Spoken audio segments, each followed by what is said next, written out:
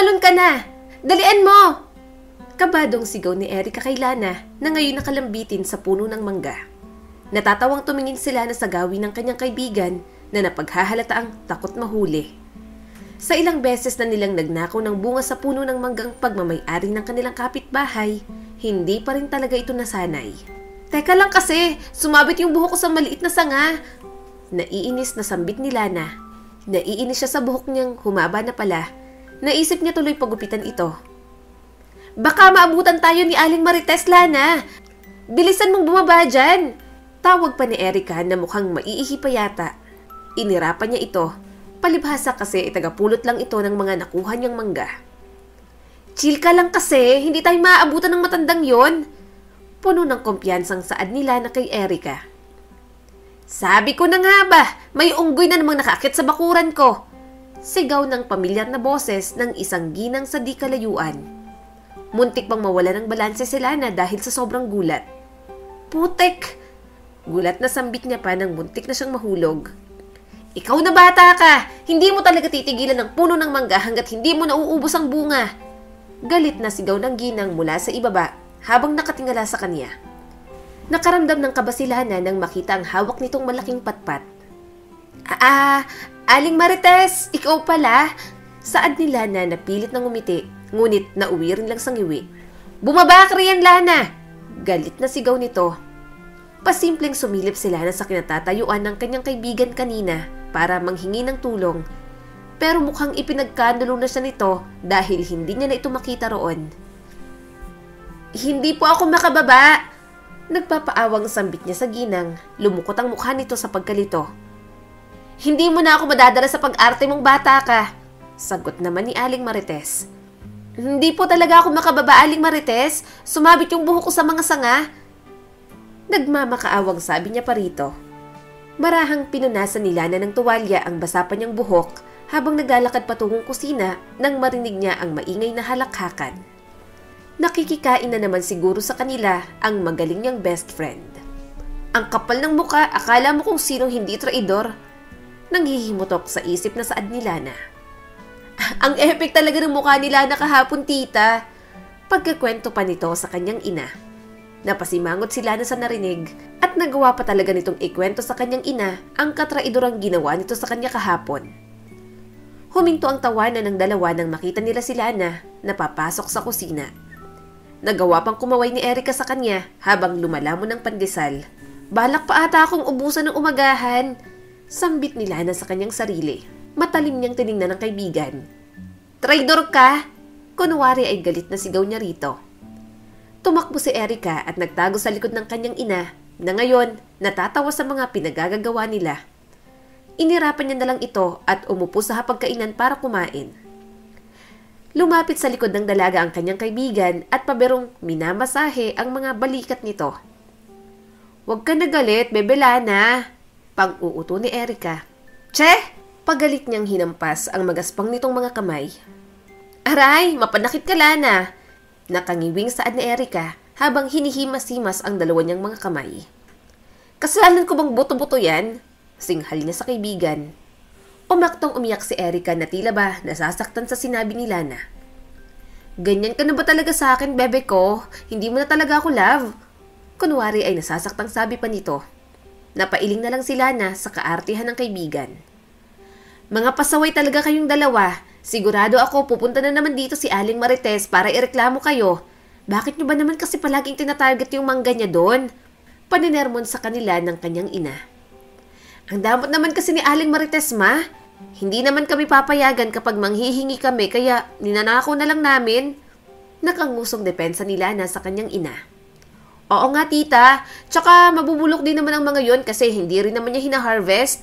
Ayaw niya nun, tinutulungan namin siyang maubos kaagad. Segunda pa ni Erica. Ewan ko sa inyong mga bata kayo. Iiling-iling na sabi ng kanyang ina. Sinanyasan nila na si Erica na magpaalam sa kanyang ina dahil alam niyang hahaba na naman ang sermon nito. Nagdadalaga ka na. Tita, alis na po kami. Pagputol ni Erica sa sasabihin ng kanyang ina, sabay hablot sa kanya palabas ng kusina. Sige, mag-ingat kayo. Rinig nilang sigaw nito sa loob. Nagkatinginan silang dalawa at kalaunay naghagik-hikan.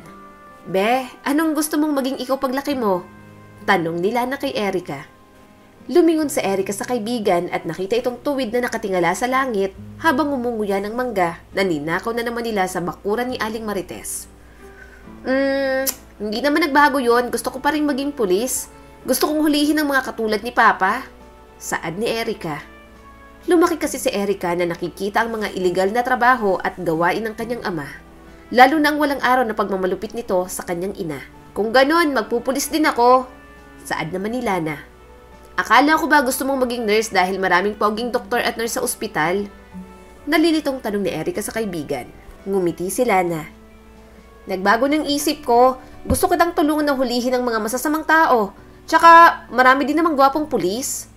Wika ni Lana at bumungis-ngis pa ito. Soul Sisters. Yun na ang naging turingan ni Lana at Erica sa isa't isa. Magkasangga sila sa lahat ng bagay, lalo na sa pagiging pasaway.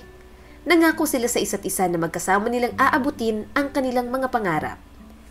Ngunit paano ba nila yun magagawa kung pinaghihiwalay sila ng di inaasahang sitwasyon at pagkakataon? "Nabalitaan nyo ba? Natokhang raw si Manggado." Bulong ng isang ginang sa katabi nito. "Ay talaga?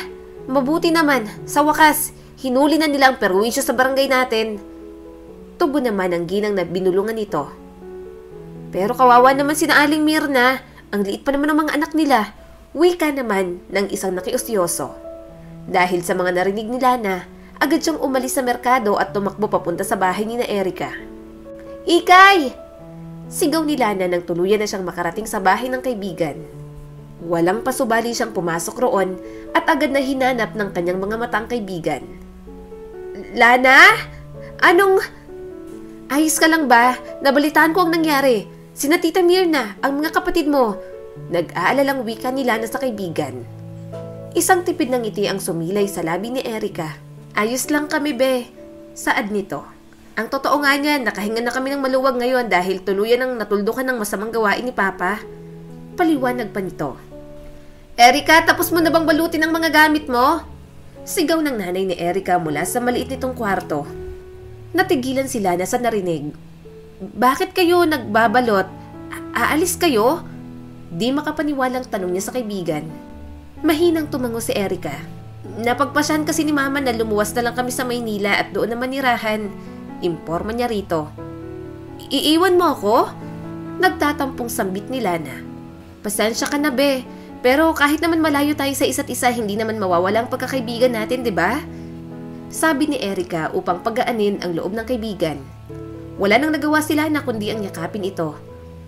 "Mangako ka sa akin, be. Sa susunod nating pagkikita, dapat pareho na nating suot ang uniforme ng mga pulis." Bulong ni Lana sa gitna ng kanilang pagyayakapan. "Pangako!"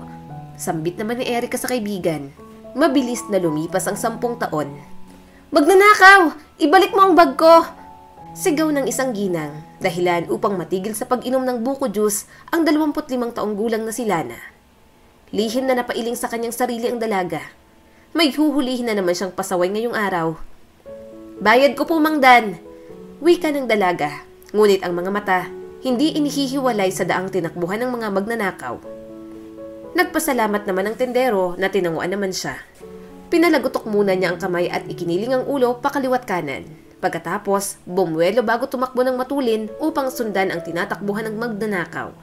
"Tumigil ka, bata!" Sigaw ni Lana sa binatang magnanakaw. Ngunit nainis ang dalaga nang pinakitaan lamang siya nito ng gitnang daliri. "Aba!" Sambit ni Lana. Nang may mamataan na lata ng sardinas na wala ng laman ang dalaga sa gilid, ay agad niya yung pinulot at asintadong itinapon sa direksyon ng magnanakaw. Sapul ito sa ulo. Agad na pahiga ang binata sa kalsada habang dumadaing na sapu-sapu nito ang sariling ulo. "Pinapahingan mo kung bata ka?" Wika ni Lana sa dumadaing na magnanakaw habang pinupulot ang nabitawan nitong ninakaw na bag. Dumating naman ang hinihingal na ginang kasamang ilang mga kalalakihan. Agad na lumapit ang mga ito at mahigpit na hinawakan ang magkabilang braso ng magnanakaw at sapilitang pinatayo. "Heto na po ang bag niyo, ma'am." Wika ni Lana, sabay abot ng hawag na bag sa ginang. "Salamat, iha. Maraming salamat talaga." Naiiyak sa pasasalamat ang ginang sa kanya.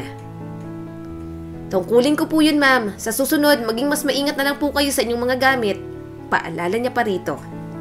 Nagpasalamat pa muna ito sa kanya bago magpaalam.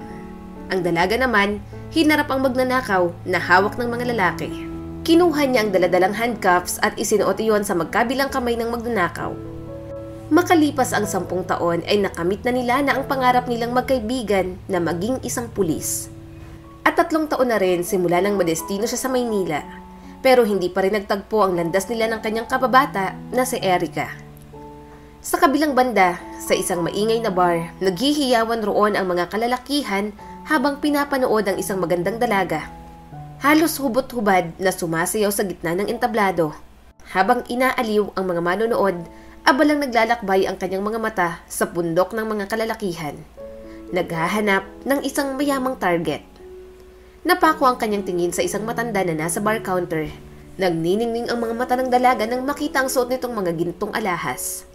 Napangisi si Erica sa likod ng kanyang maskara bago nagpa siyang bumaba sa entablado.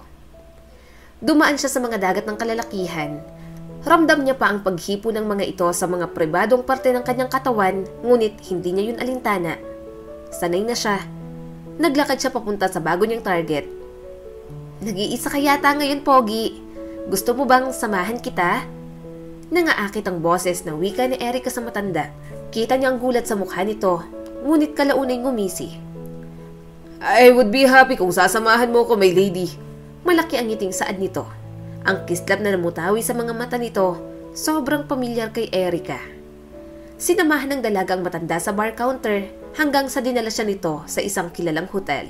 Kinaumagahan ay nagising ang matanda na wala ng mga suot na gintong alahas.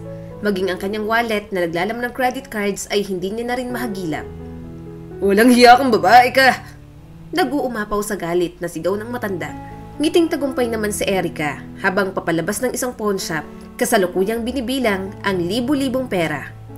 Walang pakialam na itinapon niya sa nadadaan ng basurahan ang pitaka ng matanda. Wala na itong halaga sa kanya. Sa nagdaang 10 taon, ito na ang naging kinahantungan ng buhay ni Erica. Pinagsasabay ang pagbebenta ng sariling katawan at ang pagnanakaw. Alam niyang mali pero wala siyang mapagpipilian. Ang katulad niyang isang kahig isang tuka lamang ay walang ibang choice kundi ang kumapit sa patalim. Isang araw, nagpasya sila na bumili ng mga grocery. Habang abala sa pamimili, nadaanan ng kanyang mga mata ang isang figura na sobrang pamilyar sa kanya. Kahit na nagmature na ang itsura nito, agad niya pa rin itong nakilala. Nasasabik na nagmarcha siya sa kinaroroonan ng babae at tinawag ang pangalan nito. "Erica?" Sambit ni Lana. Kunot noong lumingon ang babae, ngunit agad ring nanlaki ang mga mata nito nang makilala siya. "Lana?" Hindi makapaniwalang sambit nito. "Hala, ikaw nga talaga yan, be!" Masayang saad ni Lana sa kaibigan. Ngunit ang reaksyon ni Lana ay taliwas sa naging reaksyon ni Erica. Maliit lang ang iginanti nitong ngiti na tila ba hindi ito masaya sa muling pagkikita nila. Bago pa man makareact si Erica, agad siyang hinila ni Lana sa isang fast food chain. "Kumusta ka? Kumusta kayo rito sa Maynila?" Agad na tanong ni Lana sa kaibigan matapos mailagay ng isang crew ang in-order nila. "Ayos lang kami dito, Lana. Nakaluwag-luwag naman kahit papaano." Mahinang tugon ni Erica. "Mabuti naman kung ganon. Bibisita ko sa inyo, ha?" "Hindi pwede." Medyo napalakas na pagtanggi ni Erica, dahilan upang kumunot ang noo ni Lana sa pagkalito. Ano kasi, busy kasi kami ni Mama sa negosyo." "Tama, busy kami ni Mama sa negosyo. Ang mga kapatid ko naman, abala sa pag-aaral. Kukontakin na lang kita kapag may bakante kaming oras." Paliwanag pa nito. Napatango-tango na lamang si Lana kahit na medyo duda siya sa dahilan nito. Habang kumakain, kinukumusta ni Lana ang mga naging buhay ng kanyang kaibigan sa Maynila. Hindi man ito naging pulis katulad ng ipinangako nilang propesyon para sa isa't isa, naging negosyante naman pala ito. Kaya kahit papaano, napanatag naman siya. Ngunit hindi niya inaakala na ang lahat ng yon ay pawang kasinungalingan lang pala. Dahil nasaksihan niya ngayon kung ano talaga ang totoong trabaho ng matalik niyang kaibigan. Hindi siya makapaniwala na si Erica ang nasa gitna ng entablado na sensual na sumasayaw, suot ang maliit na tela. May ngising nakaukit sa mukha nito habang pinagpipiyastahan ng mga kalalakihan. Hindi na ito ang nakilala niyang kaibigan noon. Napakuyom ng sariling kamao si Lana bago nagmarcha paakyat sa entablado. Umani iyon ng samot-saring reklamo mula sa mga kalalakihan. Lana? Gulat na sambit ni Erica. Hindi siya kumibo at mabilis na hinilang kaibigan pababa. May mga lalaking nagtangkang pigilan siya ngunit sinamaan niya ito ng tingin, dahilan upang hindi nito ituloy ang binabalak. Sinubukan pa ni Erica na tanggalin ang pagkakahawak niya ngunit hindi niya ito hinayaang makawala. Ano ba, Lana? Bitiwan mo ako! Mariing utos ni Erica. Nang tuluyan na silang makalabas sa bar, binitiwan niya ng kaibigan at hinarap ito. Anong ibig sabihin nun, Erica? Akala ko ba abala ka sa pagnenegosyo? Ano yun? Hindi makapaniwalang sumbat ni Lana. Surprise? Ang tanging naisambit ni Erica. Hindi makapaniwala si Lana sa inakto ng kaibigan na tila ba wala itong pakialam na nalaman niya na ang sikreto nito. Hindi ito ang ipinangako mo, Erica. Umiiling na saad ni Lana. Isang pagak na tawa ang pinakawalan ni Erica, dahilan upang mapatitig si Lana sa kaibigan. Wala siyang nakikita na anumang emosyon sa mga mata nito. Matagal ko nang nilimot ang pangakong yon. Matagal ko nang binaon sa limot ang pangarap na yon. Pero bakit, Erica? Bakit itong pinili mo? Nasasaktang saad ni Lana. Nasasaktan siya para sa kaibigan. Dahil wala akong mapagpipilian. Masyadong marahas sa akin ang tadhana, Lana. Nasa sobrang rahas, wala na akong choice kundi ang pumasok sa ganitong trabaho. Erica, marami naman pwede mong pagkakitaan. Hindi ito nauubusan ka ng dignidad. Dignidad? Aanhin ko ang dignidad kung mamamatay na kami sa gutom. Namumula na ang mga mata ni Erica. Madali lang sa iyong sabihin yan dahil hindi mo naman naranasan ang mga naranasan ko. Hindi mo naranasang halos mabaliw na sa kaiisip kung anong kakainin sa susunod na araw at kung saan pupulot ng perang ipambibili ng gamot sa masakitin mong ina. Hindi mo naranasang magutom ng ilang araw at mamalimos para lang may maipakain sa mga kapatid mong mga musmus pa lang. Puno ng pait na sumbat nito. Hindi mo yun naranasan kasi may mga responsable ka namang mga magulang. Hindi katulad ko na preso na nga yung ama, sakitin pa yung ina. Bakas ang hinanakit na dugtong pa nito. Napayuko si Lana. Hindi niya alam na ganito na pala ang dinanas ng kababata niya. Alam ba ni Tita Mirna at ng mga kapatid mo kung anong klase ng trabaho ang pinasok mo? Tanong ni Lana rito. Umiwas ng tingin si Erica bilang sagot. Hindi na nila kailangang malaman pa yon hanggat may maipapakain ako sa kanila. At sa tingin mo matutuwa sila kapag nalaman nila to? Seryosong tanong ni Lana. Problema ko na yon. Kung wala ka ng ibang sasabihin, makakaalis ka na. Pagtataboy nito sa kanya, tinalikuran siya nito at naglakad papasok ulit sa loob ng bar. Babalik ka pa rin?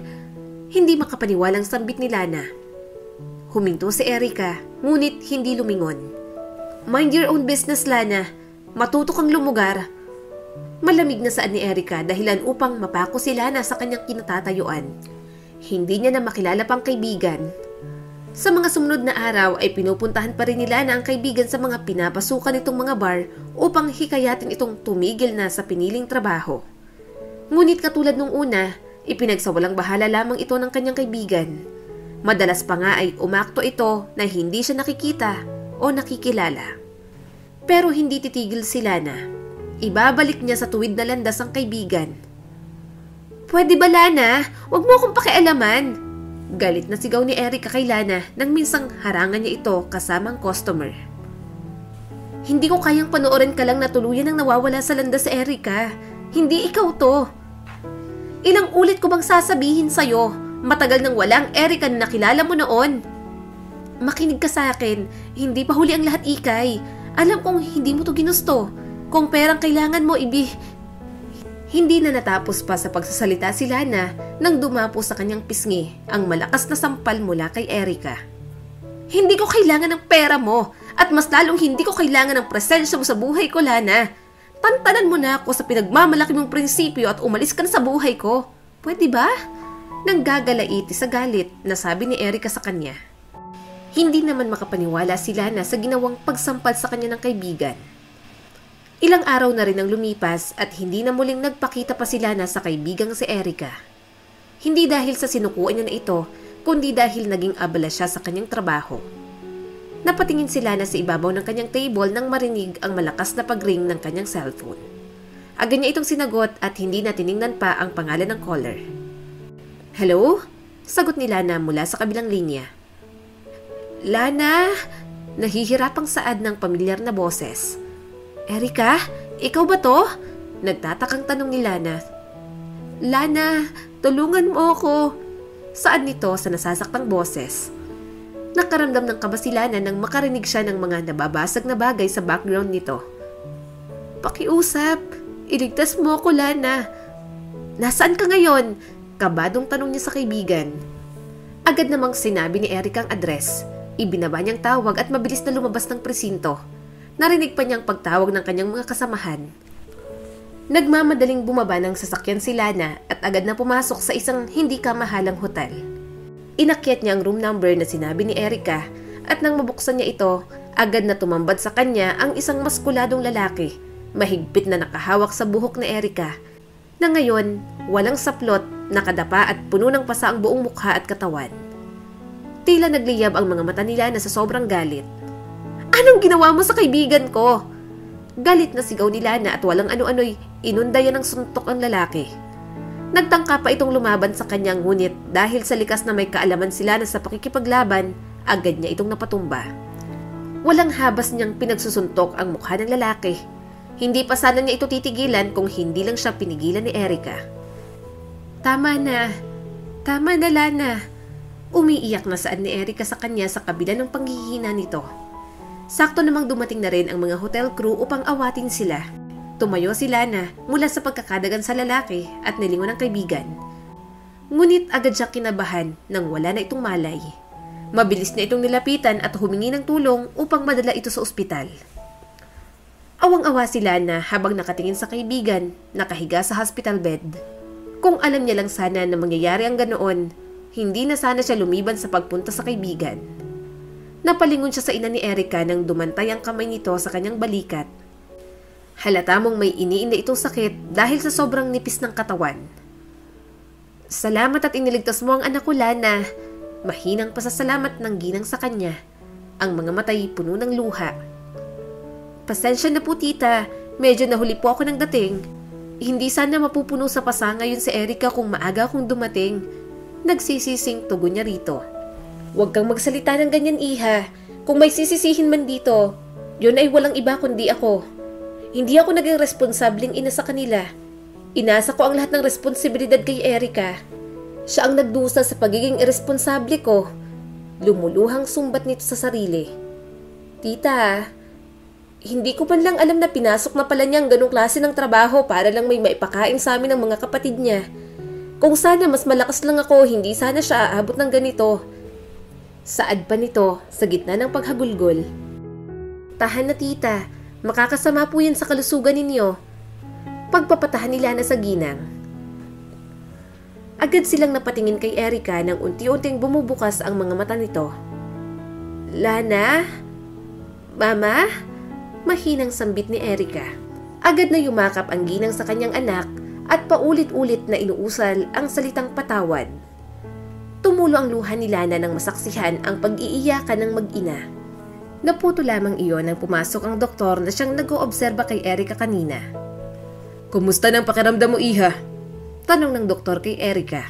Tipid naman itong ngumiti. "Medyo masakit pa po ang buong katawan ko, Dok." Tumango-tango ang doktor. "Masyadong marami ang iyong natamong bugbog, iha. Mabuti na lamang malakas ang kapit ng baby at hindi siya naapektuhan." Imporma ng doktor. Natigilan silang lahat sa narinig. Maging si Erika, nanlamig sa sinabi ng doktor.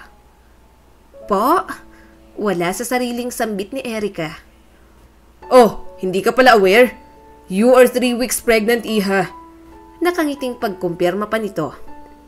Matapos ang nakakagimbal na balitang yon, lumabas muna si Lana upang bigyan ng oras si Erika na iproseso ang nalaman. Bumili na rin siya ng pagkain at prutas para dito.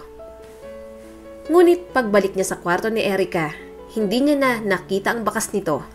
Tanging ang isang basag na baso lamang na nagkalat sa sahig ang naroon. Nakaramdam ng kaba si Lana. Pumunta siya sa banyo at nakita ron ng kaibigan na aktong hihiwain ang pulso nito gamit ang matulis na piraso ng nabasag na baso. Mabilis na lumapit si Lana at inagaw ang hawak nito. Balak mo bang magpakamatay? Galit na sigaw ni Lana. Ngunit wala man lang siyang makuhang reaksyon mula kay Erica. Nakatulala lang ito. Hindi ko to gusto. Hindi ko matatanggap ang batang to, Lana. Wala sa sariling sambit ni Erica habang tahimik na lumuluha. Nahihibang ka na ba? Hindi makapaniwalang sabi ni Lana. Gusto kong tapusin ang walang silbi kong buhay. Gusto ko nang takasan to. Ayaw ko na sa mundo. Isang malakas na sampal mula kay Lana ang nagpatigil kay Erica. Hindi pa nakontento ang dalaga, sinampal niya pa ito sa kabilang pisngi. Sana naman, magising ka na sa kahibangan mo, Erica. Pagkakaitan mo ng buhay ang isang inosenteng bata dahil lang sa pagod ka ng mabuhay? Galit na sabi ni Lana. Huwag kang selfish, Erica. Napahagulgol si Erica. Pinutol nila ng espasyo nilang dalawa at niyakap ang kaibigan. Alam kong mahirap, pero huwag kang sumuko, Ikay. Isipin mo naman kaming nagmamahal sa'yo. Si Tita Mirna, ang mga kapatid mo. Lalo ng batang dinadala mo sa iyong sinapupunan. I'm sorry. Paulit-ulit na bulong ni Erica. Ang tagpong iyon ang nagpamulat kay Erica. Napagtanto niya na hindi porke nakaranas siya ng hirap ay kailangan niya ng sukuan ng buhay. Ngayon, unti-unti niyang itinatayong muli ang sarili sa tulong ni Lana, ng kanyang pamilya at ng kanyang sarili. Ang bawat hakbang niya ay nasa tuwid ng daan. Mabilis na lumipas ang 5 taon. Ikinasal si Lana sa kapwa niya pulis at nabiyayaan rin ng mga anak. Kontento at masasabing masaya siya sa kanyang buhay may pamilya. Samantala si Erica naman, mag-isang itinaguyod ang anak. Nakapagtapos na sa pag-aaral ang mga kapatid nito, kaya tulong-tulong sila sa mga gastusin, lalo na sa maintenance na gamot ng kanilang ina. Nagpapasalamat si Erica sa matalik niyang kaibigan dahil ito ang nagmulat sa kanya na mayroon pang pag-asa sa kabila ng masalimuot na nangyari sa kanya. Sinikap niyang magkaroon ng maayos na trabaho. Noong una, bilang waitress sa isang fast food restaurant. Pero kalaunan, napagpasyahan niyang magtayo ng sariling lugawan at paresan. Naging maganda naman ang kita ng negosyo, kaya unti-unti siyang nakapagpundar. Sa kasalukuyan, mayroon na rin siyang asawa na tanggap ang lahat sa kanya at mahal na mahal silang mag-ina. Malapit niya na rin isilang ang pangalawang anak at baka nga sabay pa sila nila ng mga anak sa ospital. Hanggang ngayon, matalik pa rin magkaibigan si Lana at si Erica. Muli, ito po si Skylar Guro at sana may bago na naman kayong natutunan sa kwento natin ngayon. Maraming salamat po.